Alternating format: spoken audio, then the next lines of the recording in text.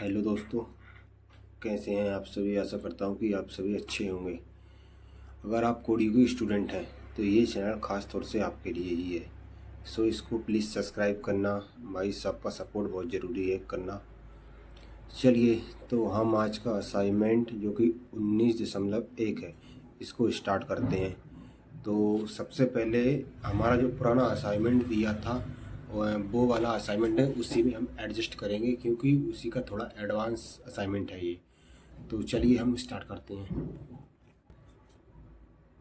तो ये रहा हमारा HTML का कोड। ये तो हमारा सेम टू सेम रहेगा। इसमें वही डॉक टाइप रहेगा, ये लैंग्वेज वगैरह ये सब वही, हार्डी बॉडी हेड पार्ट सब वही का वही है। हमने को इसमें कुछ भी एडजस्ट नहीं करना है। हमें केवल CSS पार्ट वो एडजस्ट करना पड़ेगा, जो कि वहाँ पर जो ब्राउज़र के हिसाब से मांग रहे हैं उस हिसाब से करना पड़ेगा हमें। तो चलिए हम CSS में एडजस्टमेंट करते हैं। ये रही आपकी CSS फाइल, इसको हमने ओपन करी और इसमें मैंने कोड पहले से लिख रखा है। तो चलिए मैं आपको बता देता हूँ कहाँ क्या ऐड करना है। तो चलिए आइए शुरू करते हैं। इससे हमने पहले के कोड में भी हमने इससे CSS की पूरी मार्जिन को 0 कर दिया, जो ब्राउज़र की ऑटोमेटिक लगी हुई CS थी। H1 हेडिंग हमने पहले ही लिख ली थी, ए टैग भी हमने पहले ही लिख लिया था, ये हेडर भी लिख लिया था, फूटर भी लिख लिया था। बस केवल फूटर में थोड़ा रह गया था। फूटर में हमने बैकग्राउंड इमेज को ऐड करना है, जो कि येलो कलर की और इसमें एक डॉट लगा हुआ है। यहाँ हमने लिखा बैकग्राउंड इमेज और इसके बाद URL दिया और इसके बाद हमने उस इमेज की लिंक पेस्ट यहाँ पे कर दी।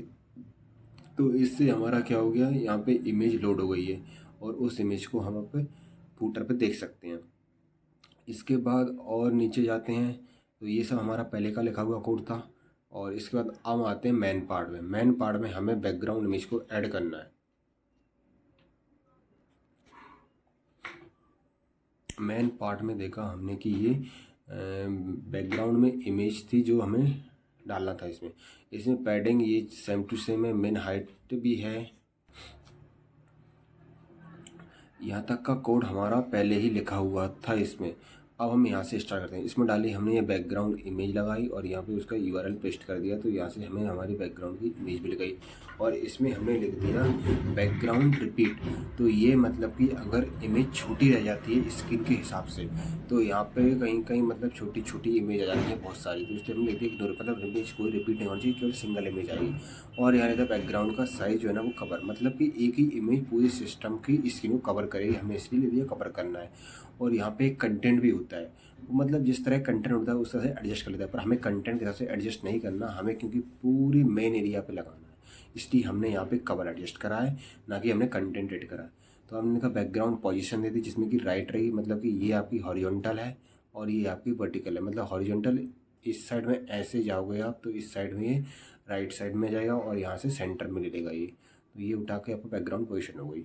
और इसके बाद ये पी टैग हमारा पहले से ही लिखा हुआ था और इसमें हमने ये शो कर रहा है कि हमारी हेडर आईडी रहेगी। और ये हेडर आईडी पे लिंक बॉक्स नाम से आपका एक क्लास है। तो ये हेडर आईडी और लिंक बॉक्स जिस क्लास पे रहेगा वहाँ हमने उस लिंक पे बॉर्डर टॉप विथ 4 पिक्सल कर दिए। तो वहाँ पे उठा के हमने कर दिया कि बॉर्डर जो रहेगी ना वो टॉप की उसकी चौड़ाई जो रहेगी वो 4 पिक्सल रहेगी। सो दोस्तों ये रही आपकी आज की असाइनमेंट 19.1 की वीडियो। आशा करता हूँ कि आपको ये वीडियो अच्छी लगी होगी और बहुत हेल्पफुल रही होगी। तो प्लीज़ चैनल को सब्सक्राइब करना और फॉलो करना ना भूलें।